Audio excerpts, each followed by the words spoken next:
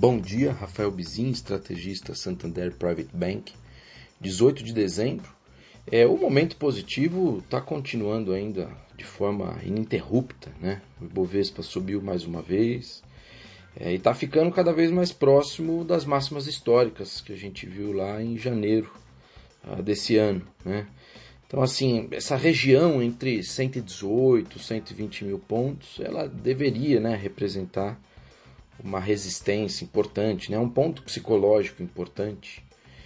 Mas se o índice superar esse patamar aí, pode abrir uma nova janela, né, de valorização. Vamos ficar bem de olho.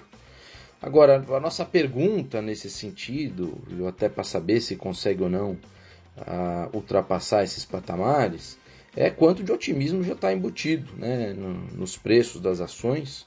Porque se for muito otimismo embutido, então a margem de segurança, né, para aguentar decepções aí que possam surgir, ela fica estreita, né?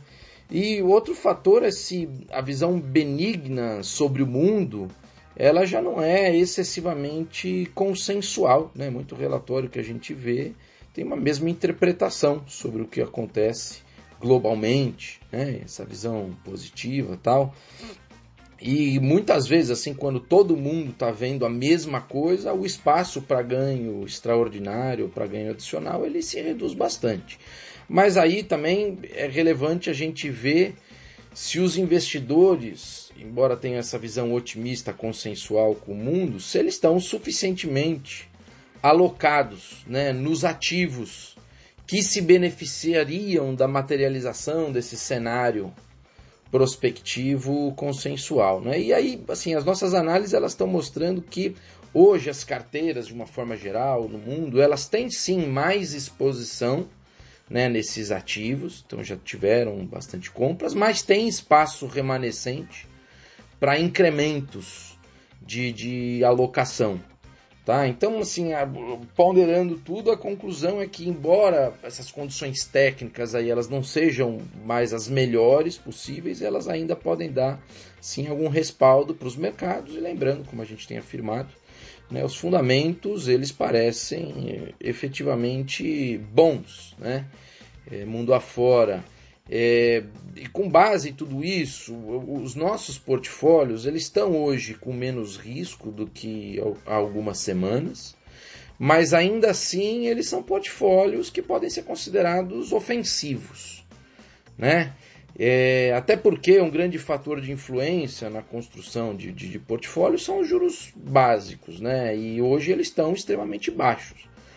Com isso, eles induzem naturalmente a busca por outros ativos que, mesmo que tenham maior oscilação, são ativos que também têm melhor retorno esperado, né? Como a própria bolsa, juros pré-fixados, ou ativos que têm menos liquidez, como títulos de crédito.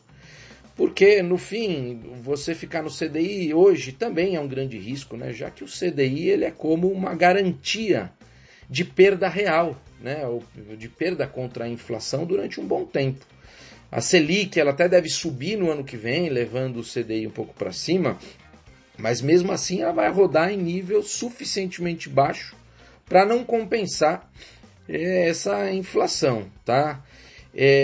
Ontem, aliás, né, o Banco Central, no relatório trimestral de inflação, ele abordou com um pouco mais de detalhe esse tema e, assim, e apesar de a autoridade monetária continuar achando que muitos desses choques de preços aí são temporários, ele vê uma alta do IPCA bem forte ainda para frente, né? Em 12 meses ele acha que o IPCA pode ultrapassar 6% de variação em meados aí de 2021, a partir de quando o índice vai começar a desacelerar, né? Mas ainda assim também tem incertezas que não são nem um pouco desprezíveis, de que podem aparecer outras pressões, né? Ou as pressões atuais podem ainda se acentuar, o que manteria a inflação ainda alta, para além de meados do ano que vem, né? Assim, aliás, o relatório de inflação ele trouxe estudos aí mostrando simulações com cenários alternativos e evidenciou como o balanço de riscos, né, ele não é mais tão favorável. né? E mesmo as projeções no cenário básico do BC, elas já apontam para uma inflação em 2022 que está praticamente na meta.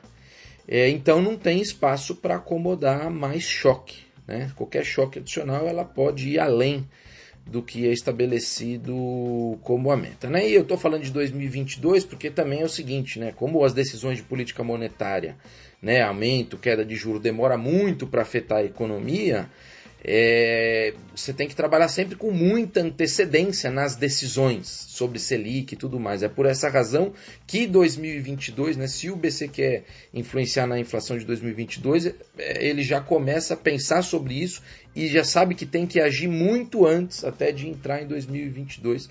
É por isso que esse é o horizonte relevante para ele. Tá? Na política aqui local ainda é aguardada a decisão do Rodrigo Maia sobre qual candidato ele vai apoiar para a presidência da Câmara, mas tem muito ruído ainda sobre essas articulações, né? O Maia está sendo bem ácido nesse fim de mandato, mandando várias mensagens aí pro governo, mas o mercado está até relativamente blindado em relação a isso, seja pelo bom humor que vem de fora, mas também por conta do pouco tempo que resta para Rodrigo Maia na atual cadeira aí, né, como presidente da Câmara. Mas a gente tem sim o receio de que surjam feridas, né, entre esses blocos de centro que depois vão ter que ser cicatrizadas antes do Congresso voltar à tona com as discussões sobre reforma estrutural. Tá? Bom destacar que teve esses dias a aprovação da lei referente aos programas de socorro fiscal aos estados, né? É muito importante isso para melhorar as condições da federação e tal. Era um negócio que precisava ser endereçado. E mostra, né, essa votação mostra que, apesar também de tanto barulho, tem trabalho acontecendo aí dentro do Congresso, no Parlamento. Tá? Sobre as contaminações de Covid-19, os números são cada vez mais assustadores, é fato, mas as pessoas continuam circulando.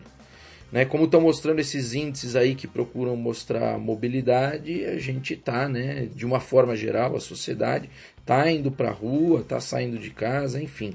E mesmo os governos, né, como no caso daqui do estado de São Paulo, eles estão enfrentando essa segunda onda de uma maneira diferente, inclusive, né, foi dito ontem, que as aulas presenciais, né, no estado, elas podem retomar em janeiro, mesmo que a gente esteja em fase amarela ou vermelha, né, da pandemia.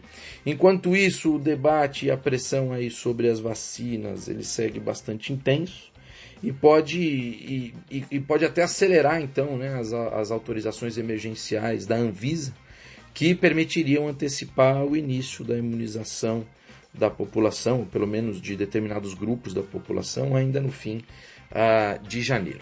Eu fico por aqui. Bom dia.